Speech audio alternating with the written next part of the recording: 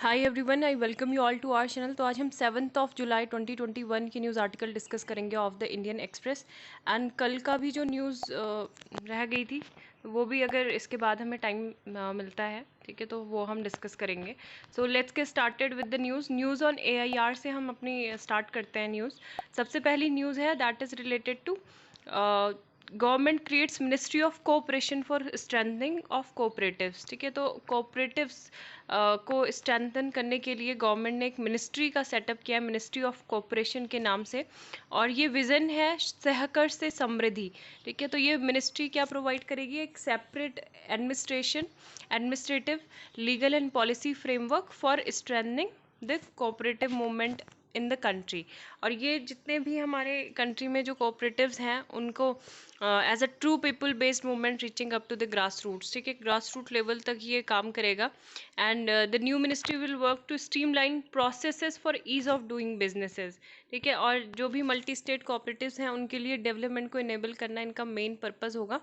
और deep commitment ये है creation of separate ministry for cooperation also fulfils the budget announcement made by the finance minister. तो ये उस टाइम पे भी प्रॉमिस किया गया था फाइनेंस मिनिस्टर के द्वारा कि एक सेपरेट मिनिस्ट्री होनी चाहिए जो क्या करेगी, welfare, village, poor farmers of the country, इन सब के लिए काम करेगी मिलके। ठीक है, so creation of ministry of cooperation will give emphasise to the development in the agriculture sector and will prove to be very effective. अगर फार्मर्स के पॉइंट ऑफ व्यू से भी देखें तो ये भी उनके वेलफेयर के लिए काफ़ी ज़्यादा बेनिफिशियल ये रहेगी।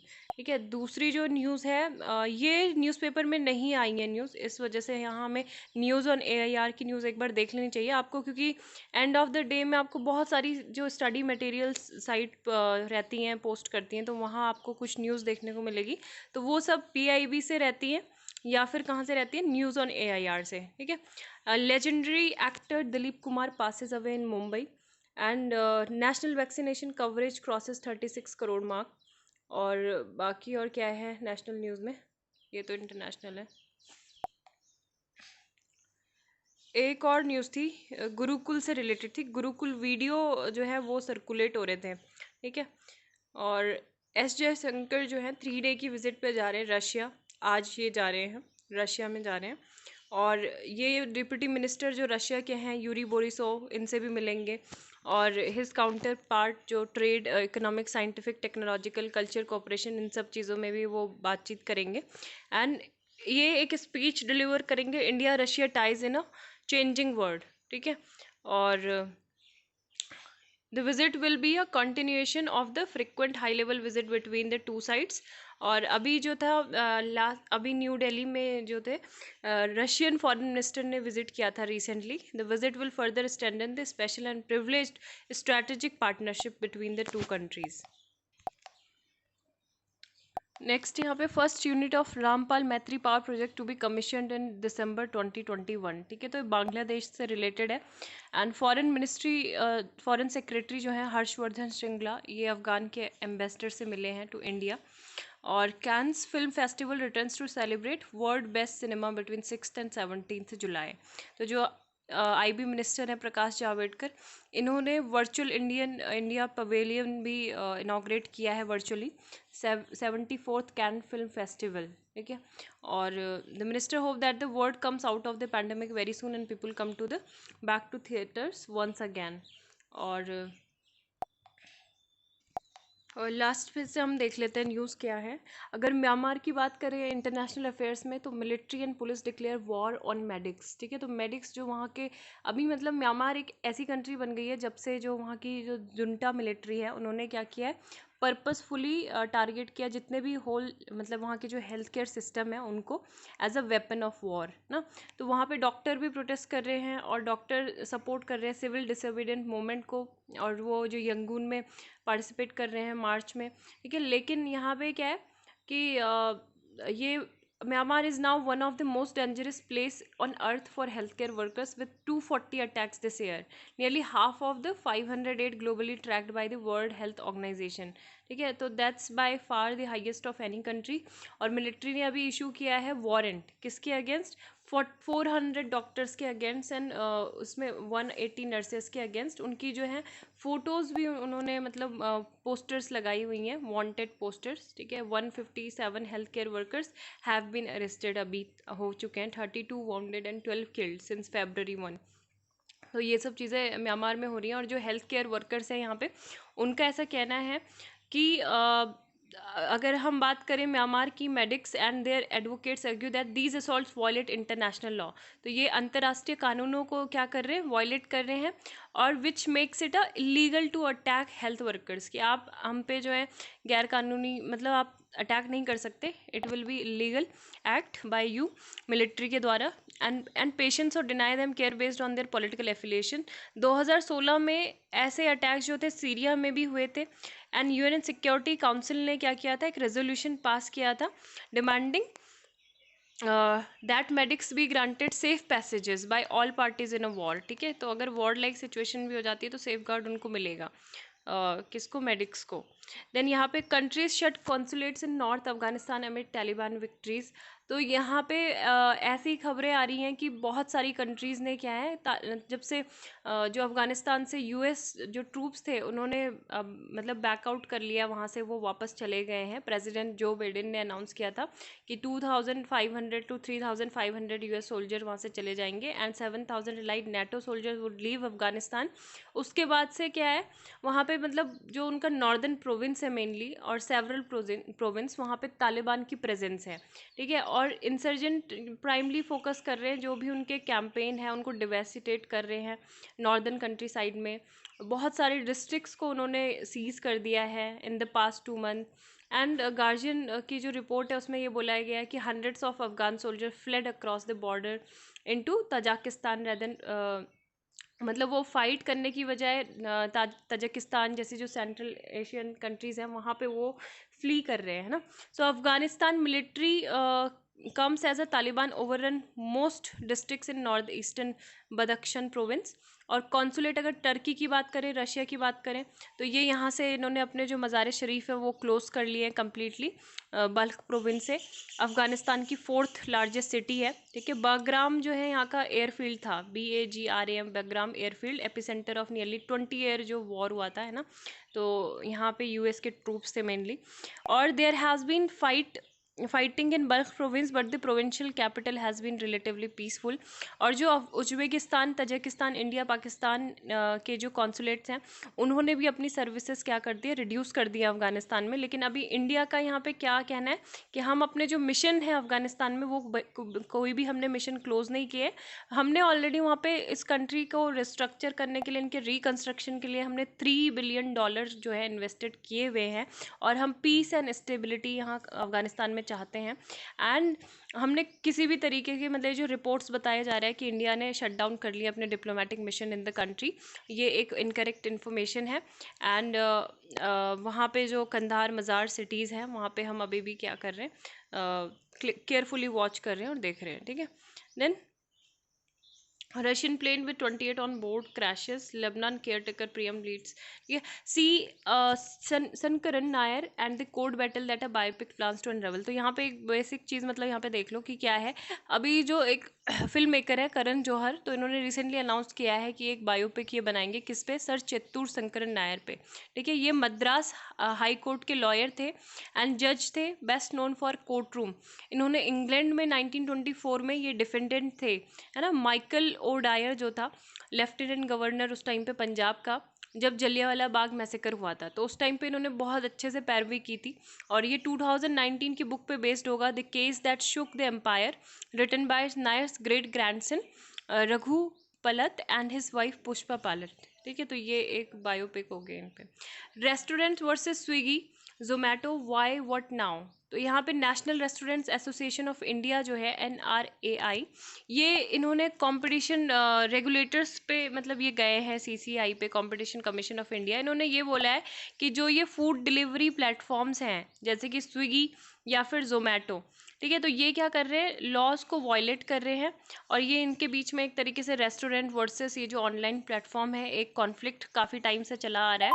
क्योंकि आपको पता होगा जैसे पैंडमिक भी था तो रेस्टोरेंट तो शट डाउन ही थे ऑलमोस्ट, और जो सर्विसेज थी, लोग कहाँ से अपना खाना मंगवा रहे थे, स्विगी से या फिर जोमेटो से। और बहुत सारे जो मतलब ये लोग हैं, इस तरीके की सर्विसेज भी कुछ प्रोवाइड करते हैं कि लोग इसके यूज टू हो जाते हैं, मतलब उसके बाद फिर वो कोई और ऐप भी डाउनलोड नहीं करेंगे, और बस वो एक ही चीज़ पे स्टिक रहते हैं ना, तो ये सब हो जाता है।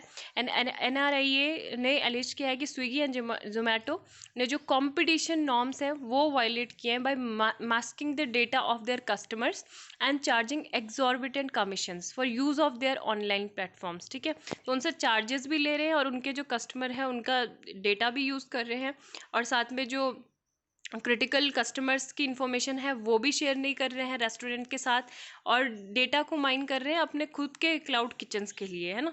और ये बोला है कि रेस्टोरेंट क्या कर रहे हैं, डीप डिस्काउंट दे रहे हैं to maintain an appropriate listing on the online platform. और जब से मतलब ये जो market platforms are not interested to elevate the concerns of the restaurant during the pandemic due to owners terms impose a lot of our partners. तो बहुत सारे लोगों को तो अपने जो रेस्टोरेंट चेन है वो शट डाउन भी करनी पड़ी है। और अभी जो CCI है उन्होंने कुछ भी अभी पास नहीं किया है और कोई रिस्पांस नहीं दिया है, और स्विगी और जोमेटो ने भी कुछ ऑफिशियल रिस्पांस नहीं दिया है। और प्रीवियसली उन्होंने इस तरीके के इशू को रेज़ किया था कि हम जो है प्रॉपर तरीके से कर रहे हैं, ट्रांसपेरेंट मैनर से काम कर रहे हैं, और रेस्टोरेंट्स को मतलब ये ज़रूरी नहीं है कि आप अपने जो डीप डिस्काउंटिंग स्कीम निकालो, क्योंकि बहुत सारे रेस्टोरेंट ये हैं कि बहुत डिस्काउंट दे रहे हैं, उसके बाद जाके कोई लोग वहाँ पे आ रहे हैं, खरीद रहे हैं ना। It had noted that the lack of transparency of online platform, कि मतलब जो ऑनलाइन प्लेटफॉर्म है उनकी जो फंक्शनिंग और प्रैक्टिस है वो क्या करेगी, एक डिस्टॉर्ट कर देगी प्रतिस्पर्धा को कंट्री में। So had recommended that the platforms improve transparency. ठीक है, जो अपनी जो इन्फॉर्मेशन एसिमेट्री है, जो भी सेलर्स जो यूज़ कर रहे हैं प्लेटफॉर्म्स को, तो उसमें वो ट्रांसपेरेंसी लाएँ, ज़्यादा से ज़्यादा पारदर्शिता लाएँ। और इन्होंने CCI ने ये भी रिकमेंड किया है कि बेसिक फ्रेमवर्क जो है निगोशिएशन ऑफ कॉन्ट्रैक्ट्स, ये इनको सेटअप करना चाहिए, डिस्काउंट पॉलिसी सेटअप करनी चाहिए, कॉन्फ्लिक्ट रेजोल्यूशन विद सेलर्स, ये सब चीज़ें उनको करनी चाहिए। यहाँ पे एक वेरिएंट के बारे में है, कोरोना वायरस का वेरिएंट लैम्बाडा। ठीक है, या आप जो भी पढ़ सकते हो इसको, लैम्बडा वेरिएंट ऑफ इंटरेस्ट। तो ये it is not a newly discovered variant but is dominant strain in Peru where it is originated. तो ये बोला जा रहा है कि ये जो वेरिएंट है ये पेरू में ओरिजिनेट हुआ, and recently spread in smaller number, बहुत सारी कंट्री, अभी तक 25 कंट्रीज़ में ये स्प्रेड हो चुका है, और इंडिया में कोई भी इस तरीके का अभी केस रिपोर्ट नहीं हुआ है। Any new variant is cause of concern. ठीक है, तो यहाँ पे ये है कि अगर WHO ने क्लासीफाई किया है करेंटली 7 वेरिएंट्स को, वेरिएंट ऑफ इंटरेस्ट है LAMBDA, और जो अनदर 4 हैं alpha beta gamma and delta have been designated as variants of concern, है ना। दो 25 कंट्रीज़ में पहुंच चुका है, although it is not yet establish because of lack of enough studies on it, और डोमिनेंट है पेरू में और जो साउथ अमेरिकन कंट्रीज़ है वहाँ पर, और ये इंडियन पॉपुलेशन में अभी तक फाउंड नहीं किया गया है। ठीक है, and is not a new emergence. तो वही सब है कि 80% जो है वहाँ पे इन्फेक्टेड हुए थे, सारा सारा कुछ उसी के बारे में लिखा हुआ है। ठीक है, रिपीटेड मोड में। शुड इंडिया वरी, इंडिया को अभी नहीं डरना चाहिए, क्योंकि अभी एशिया में जो है इजराइल में ही ये रिपोर्ट हुआ है this variant until now, but several countries in Europe from where travel India is frequent including France, Germany, UK and Italy have reported. तो इन कंट्री से जो भी मतलब ट्रैवल हो रही है, यहाँ से अगर लोग आते हैं तो उनमें स्ट्रिक्ट हमको देखना होगा, ट्रेसिंग करनी होगी कि कहीं यहाँ पे ये जो LAMBDA वेरिएंट है इससे इन्फेक्टेड तो नहीं है। तो यही इंडिया के लिए वॉरी वाली बात है। And the potential of emerging variants to bypass the immunity gain through vaccination means that they could be fresh waves of infection even population. तो यहाँ पे ये है कि मतलब प्रोटेक्शन यहाँ पे करना होगा मेनली इन कंट्रीज से जो भी आने वाले लोग हैं, है ना, उनको भी देखना होगा। देन यहाँ पे देख लेते हैं दूसरा जो आर्टिकल है। कल एक चाइना पे आर्टिकल था, वो बहुत अच्छा था। अगर अभी मतलब 30 मिनट से ज़्यादा तो वीडियो अपलोड भी नहीं हो पाती है और ना ही बन पाएगी। सो देखेंगे अभी अगर हो पाता है वो आर्टिकल डिस्कस, तो I will be discussing that also. So China centuries of becoming, तो ये प्रभात पटनायक ने आर्टिकल लिखा है, और ये कौन है, writers a former professor of economics in JNU। तो ये बोल रहे हैं कि जो बोल्शेविक रेवोल्यूशन हुआ था इसके बहुत ज़्यादा इलेक्ट्रीफाइंग इफेक्ट हुए थे एशियन कंट्रीज़ में, है ना, जो उस टाइम पे क्या कर रही थी, इम्पीरियलिज्म को फेस कर रही थी। अब वहाँ पे जो एवोल्यूशन हुआ था इस world project of world revolution address there needs for the first time, और यूरोपियन सोशलिस्ट मूवमेंट जो कभी नहीं कर पाया वो कम्युनिस्ट पार्टीज ने कर दिया, क्योंकि बहुत सारी जो कम्युनिस्ट पार्टी थी all over the world, Asia, ठीक है, इमिजिएटली वो बनी थी बोल्शेविक रेवोल्यूशन के बाद। जैसे इंडोनेशिया में 1920 में बनी, है ना, चाइना में 1921 में बनी, इंडिया में 1921 में बनी communist party, and south seas में 1925 में that split into the CPs of Malaya, Indochina and Siam 1930। 13 delegates meeting Shanghai में हुई थी ऑन July 1, 1921, फिर सीसीपी बनी थी। However, must have had a vision of the world a century hence that is vastly different from what। तो ये बोल रहे हैं कि इनका जो विज़न था वो क्या था कि वर्ल्ड कैसा होना चाहिए, कैपिटलिज्म नहीं होना चाहिए वर्ल्ड में, इम्पीरियलिज्म फ्री होना चाहिए, ठीक है, बेरोजगारी नहीं होनी चाहिए, गरीबी नहीं होनी चाहिए, शोषण नहीं होना चाहिए, and of egalitarian China with a sense of community. ये सब इनके मेन विज़न रहे होंगे उस टाइम पे। लेकिन अगर बात करें कि बिना किसी डाउट के चाइना ने इतने नॉर्मस जो अचीवमेंट है वो भी किए इस 100 ईयर्स में, अभी सीसीपी की, क्योंकि 100 मतलब क्या थी, सेंटेनरी थी उनकी। और ब्रिटिश इम्पीरियलिज्म को काफ़ी उसके सफ़र करने के बाद, क्योंकि वो क्या करना चाहते थे, उनको एक ओपियम एडिक्ट कंट्री बनाना चाहते थे चाइना को, है ना, और ओपियम वॉर्स भी हुई थी मिड 19th सेंचुरी में। जापान ने इम्पीरियलिज्म था इनटू कॉलोनियल अपेंडेज।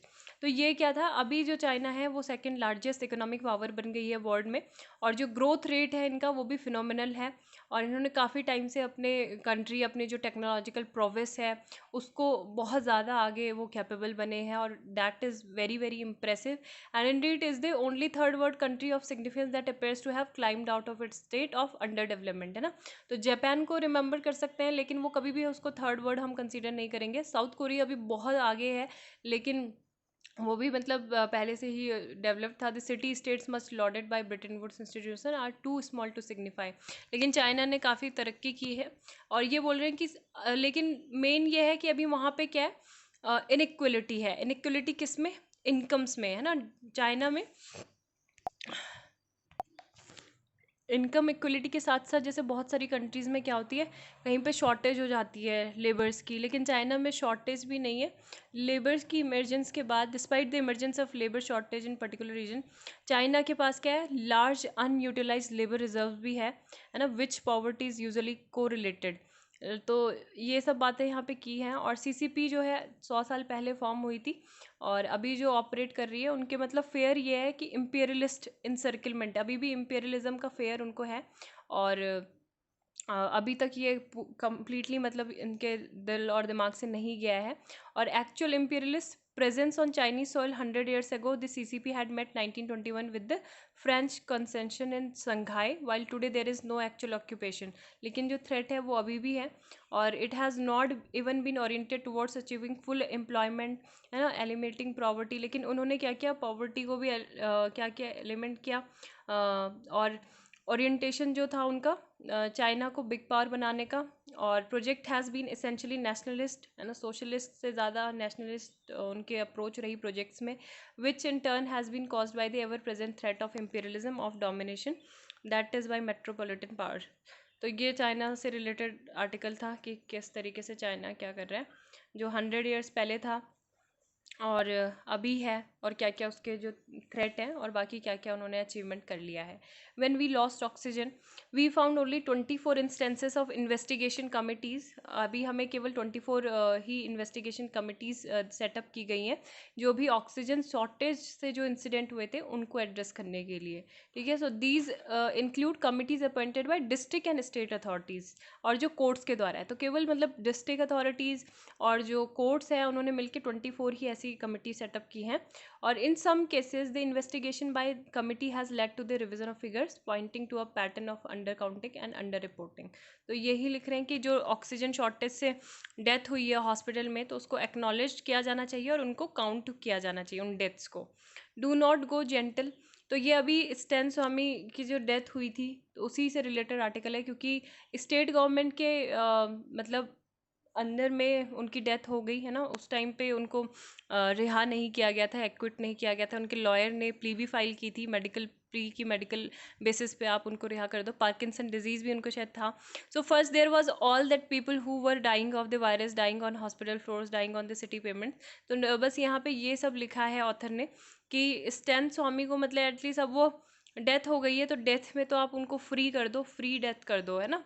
और must be allowed to be free in death father Stan Swamy, and honourable जजेस who denied him bail should consider granting him bail now. तो आपको मतलब ये कर सकते हो आपके, अभी आपने एविडेंस जो है वो कलेक्ट कर ली होंगे, उसी बेसिस पे आपने उनको रिहा नहीं किया होगा, है ना। तो duly subject him to a post mortem जो ट्रायल है, मतलब मृत्यु के उपरांत जो ट्रायल होता है वो भी आप कर सकते हो। और फिर ये सब है कि जो आदिवासी जो राइट्स है उनके लिए उन्होंने काफ़ी ज़्यादा काम किया गया था, है ना। मार्जिनल सेक्शन जो हमारे समाज का है उनके लिए काम किया गया था, उनके लैंड, उनके लेवलीहुड के लिए काम किया गया था। और अभी ये बिल्कुल इमिनेंट थ्रेट है इनको, किससे, जो एक विकास चल रहा है, मतलब विकास, कॉर्पोरेट ड्रिवन मॉडल ऑफ विकास। But this fight will not be only against corporate greed, it will also be against those who carefully denigrate Adivasi into Vanvasi. तो ये सब चीज़ें हैं। और काफ़ी ज़्यादा कल भी कुछ आर्टिकल आए थे इनसे रिलेटेड। एंड अनइवन फील्ड, तो ये जो ई कॉमर्स रूल्स हैं तो ये रेज ऑफ मतलब कुछ कंसर्न रेज कर रहे हैं रेगुलेटरी ओवर रीच को लेके। Welfare of consumer must be firmly at centre of policy. तो यहाँ पे ये बोल रहे हैं कि जो कंज्यूमर वेलफेयर है मतलब उनको क्या करना चाहिए, कंज्यूमर के वेलफेयर को देखना चाहिए, वही मेन सेंटर में होने चाहिए ई कॉमर्स पॉलिसी या न्यू रूल्स के। अभी मिनिस्ट्री ऑफ कंज्यूमर ने पोस्टपोन कर दी है जो सजेस्ट लिए गए थे या कमेंट्स लिए गए थे कि जो डेडलाइन थी जुलाई 6 की, कि आप क्या कर सकते हो, कंज्यूमर प्रोटेक्शन रूल्स के लिए कुछ सजेशन दे सकते हो, तो उसको जुलाई 21 कर दिया गया। Seek to protect the interest of consumer. इससे क्या होना था, जो अनफेयर ट्रेड प्रैक्टिसेस हैं, फ्री एंड फेयर कंपटीशन को इनकरेज करना है ना, वो सब होना था। और it goes without saying that measure designed to elicit greater cooperation from e commerce firm और greater responsive to issues of consumer welfare. तो यहाँ पे अब इस रूल में क्या होना था, जो चीफ कंप्लाइंस ऑफिसर, एक तो उसका अपॉइंटमेंट, दूसरा रेजिडेंट ग्रीवेंस ऑफिसर का अपॉइंटमेंट ये करना था। वो क्या कर सके, जो कंज्यूमर के जितने भी प्रॉब्लम है उनको सेटल कर पाएँ और एक निश्चित समय में सेटल कर पाएँ, ठीक है। तो ये राइट सब कुछ ये होना चाहिए था। But the propose rules also seek to harden considerably, जो मतलब एक ऑनलाइन रिटेल प्लेस है, ये स्पेस है, तो ये बोल रहे हैं उसको भी ये स्ट्रिक्ट करता है। जैसे कि ई कॉमर्स कंपनी को बोला गया था कि आप जो आपके जो ऑपरेशंस हैं उनमें जो एम्बिग्यूटी है ना वो बहुत ज़्यादा क्रिएट कर रही है। तो आपको वो भी जैसे फ्लैश सेल्स होती है, फ्लैश सेल्स में क्या होता है कि कम बहुत सारी क्वांटिटी मतलब वो देते हैं, जैसे सामान की जो ग्रॉसरी है या फिर बहुत सारी चीज़ें, तो लोग क्या करते हैं, इम्पल्सिव बाइंग उस टाइम पे करते हैं फ्लैश सेल्स के टाइम पे। तो ये सब भी बंद होने चाहिए। लेकिन फिर उन्होंने बोला कि नहीं ठीक है, ये आप कर सकते हो, है ना, ओनली स्पेसिफिक फ्लैश सेल्स और back to back sales which limit customer choice. तो ये आप क्या कर सकते हो, इसको अलाउ कर सकते हो। तो ये सब बातें यहाँ पे बोली गई हैं। And where is the cost benefit analysis, तो यही बोला है कि फ्लैश सेल्स को बंद कर देने से मतलब कॉस्ट बेनिफिट एनालिसिस क्या निकलता है। और बाकी ये कि ये सारे जो कंसर्न हैं इनको एड्रेस करना चाहिए। और पॉलिसी का एम क्या होना चाहिए कि जो इन्फॉर्मेशन एसिमेट्री है उसको रिड्यूस करना और कंपटीशन को फैसिलिटेट करना और ज़्यादा से ज़्यादा ट्रांसपेरेंसी आए प्राइसिंग को लेके, है ना। तो मेन ये होना चाहिए। Rajasthan to develop corridor connecting 3 tiger reserve. तो राजस्थान में जो रामगढ़ विषधारी सेंचुरी है, ठीक है, the Rajasthan government is hoping to develop a tiger corridor connecting 3 tiger reserve passing through Sawai Madhopur, Kota and Bundi district. तो ये 3 जो डिस्ट्रिक्ट होंगे, सवाई माधोपुर, कोटा एंड बूंदी डिस्ट्रिक्ट, तो यहाँ से होते हुए 3 जो टाइगर रिजर्व हैं उनको क्या करेंगे, कनेक्ट करेंगे। Ramgarh Vishdhari sanctuary which will link Ranthambore tiger reserve in the north east and Mukundra hills tiger reserve on the southern side, increasing number of tigers. और जो प्रीडेटर्स हैं ये बोल रहे हैं कि यहाँ पे किया जाएगा। और this newly propose tiger reserve in Bundi district will connect, किसको कनेक्ट करेगा, ये रणथंबोर टाइगर रिजर्व को सवाई माधोपुर में district with which Mukundra hills in the tiger reserve in Kota district, ठीक है। तो ये है, लोकेशन भी यहाँ पे है, मैप में देख सकते हो। Rajasthan schools rank last in terms of gender parity in senior classes, report है एक राजस्थान की जो रैंक है वो लास्ट आई है जेंडर पैरिटी इंडेक्स में at higher secondary level when compared with the rest of the country. ठीक है, तो किस में ये आई है rank? Unified district information system for education plus, UDISC plus report है 2019-20 की, और इन्होंने जो स्कूल एजुकेशन है कंट्री में उसको एनालाइज किया है, और ये बोल रहे हैं कि इस रिपोर्ट के अकॉर्डिंग राजस्थान में जो GPI वैल्यू है, GPI मतलब जेंडर पैरिटी इंडेक्स, वो 11वीं से 12वीं के क्लास में 0.87 है, जो नेशनल एवरेज 1.04 होना चाहिए था इस कैटेगरी में, उससे भी बहुत नीचे है। और अगर GPI की बात करें for gross enrolment ratio, GER जो होता है, तो ये क्या होता है? Is the ratio of girls to boys enrolled in schools and is a major of relative access to education. अगर ये लेस होगा, ठीक है, GPI ऑफ लेस देन 1, अगर एक से कम होगा, तो ये क्या सजेस्ट करता है कि girls are more disadvantage than boys in terms of access to school. ठीक है, राजस्थान में 0.89 है सेकेंडरी लेवल क्लास 9 to 10 में, और सेकेंड लोवेस्ट है in the country after Gujarat. तो ये है governors appointment set stage for cabinet reshuffle. तो ये गवर्नर न्यूली अपॉइंट हुए हैं, जैसे कर्नाटक के देख सकते हो, है ना। और Thawarchand Gehlot held the portfolio of minister of social justice and empowerment, consider the Dalit face of Narendra Modi's cabinet. और इन्होंने मतलब जैसे गोवा के P श्रीधरन पिल्लई, मिजोरम के governor and former state president of BJP's Kerala unit, then Mizoram former Visakhapatnam MP Haribabu. तो ये सब आप एक बार देख सकते हो कि कौन कहाँ का गवर्नर बना है। ठीक है, Uttarakhand CM Dhami distribute portfolios, पुष्प पुष्प पुष्पेन सॉरी क्या पुष्कर सिंह धामी। ठीक है, पुष्कर सिंह धामी न्यूली अपॉइंटेड जो 11th प्राइम मिनिस्टर CM है, चीफ मिनिस्टर ऑफ उत्तराखंड, वो ये हैं। एक ये आर्टिकल था, eye on China public birthday wishes by PM CMs for Dalai Lama.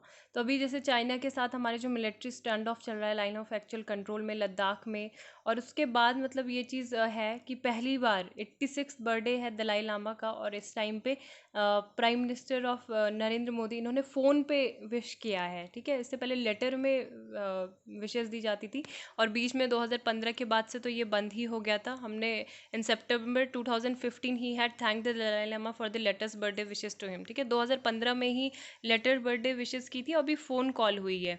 The phone call to the Tibetan spiritual leader and its public announcement have diplomatic significance given that Beijing calls the Dalai Lama splittist. है ना, वो ये बोल देते हैं कि ये क्या कर रहे हैं, स्प्लिट करने वाले हैं ये, क्योंकि तिब्बतन रीजन को एक ये क्या चाहते हैं, आज़ादी चाहते हैं। 1950 में भी जब कॉन्फ्लिक्ट हुआ था, तो ये यहाँ से कहाँ आ गए थे, धर्मशाला इंडिया में आ गए थे, इंडिया में शरण ली थी इन्होंने, और तब से ये यहीं थे।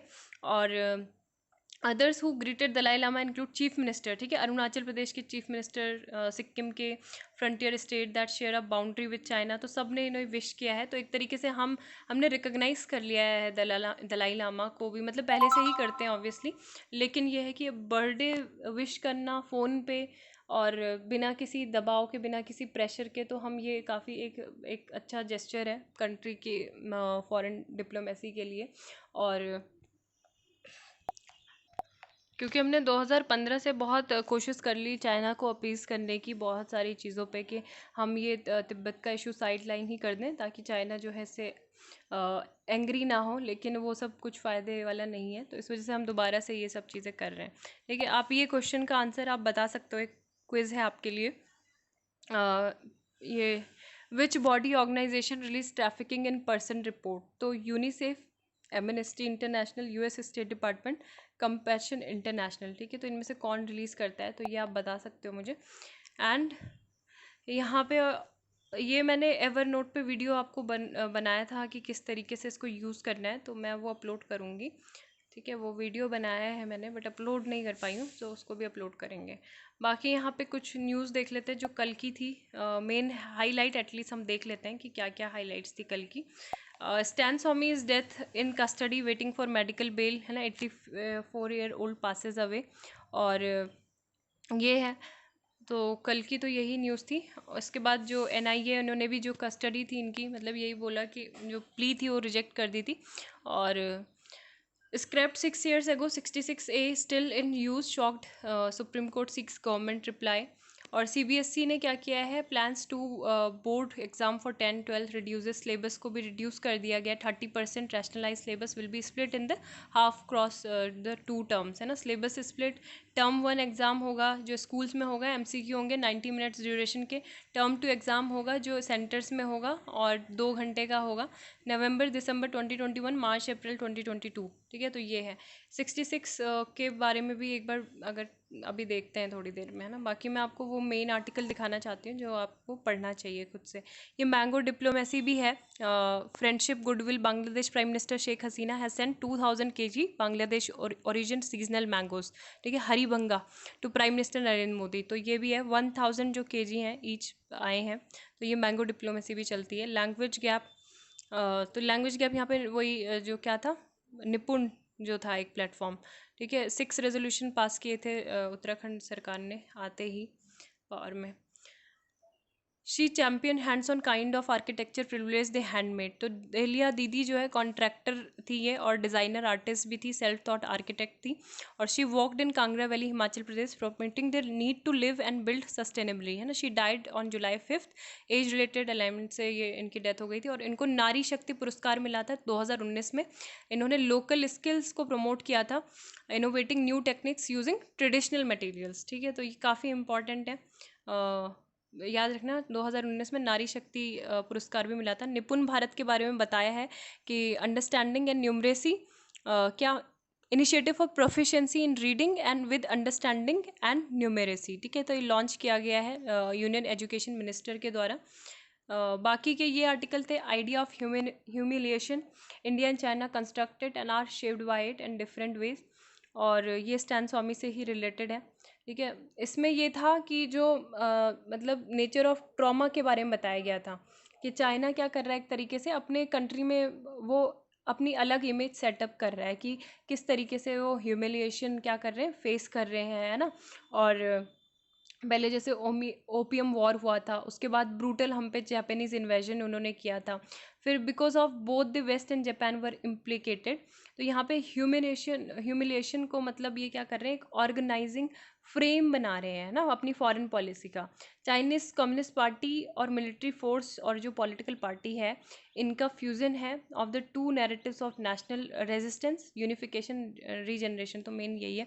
After the India Pakistan war के बाद ये जो दोबारा से यहाँ से चैलेंजेस आ रहे हैं, उसी से रिलेटेड था ये आर्टिकल था। टर्की इन द नेबरहुड, ठीक है। तो Turkey in neighbourhood and the moderating voice, तो ये आर्टिकल मैं संडे को मेनली ऐड करूँगी अपने नोट्स में, मैंने ऐड कर दिए बट बाद में इनको डिस्कस करेंगे। एक कोविन जो कॉन्क्लेव थी उसको एड्रेस किया था, video conferencing on Monday, prime minister Modi offered the vaccination tracking platform as digital public good to other countries. तो हम क्या कर रहे हैं, कोविन को जो कोविड प्लेटफॉर्म है उसको दूसरी कंट्रीज़ के लिए भी अवेलेबल करेंगे। और इसकी क्योंकि बहुत ज़्यादा पॉपुलैरिटी इसने गेन करी है अमंग द मासेस। और रीड इन सेक्शन 43D(5) इसके बारे में आया था। तो ये भी क्या था, section 43D of the unlawful atrocities prevention act, UAPA का है ये प्रोविज़न है। इसको मतलब जो स्वामी थे इन्होंने टर्म किया था इल्यूजरी, ठीक है, स्टैन स्वामी ने। और इसमें ये क्या बोलता है कि accused person shall not be released on bail और in its own bond if the court on pursuit of the case diary of the report made under section 173 of the code। तो ये था कि इसमें बेल जो है बहुत मतलब एक एक्सेप्शनल ही है, बहुत मुश्किल से इसमें मिलती थी।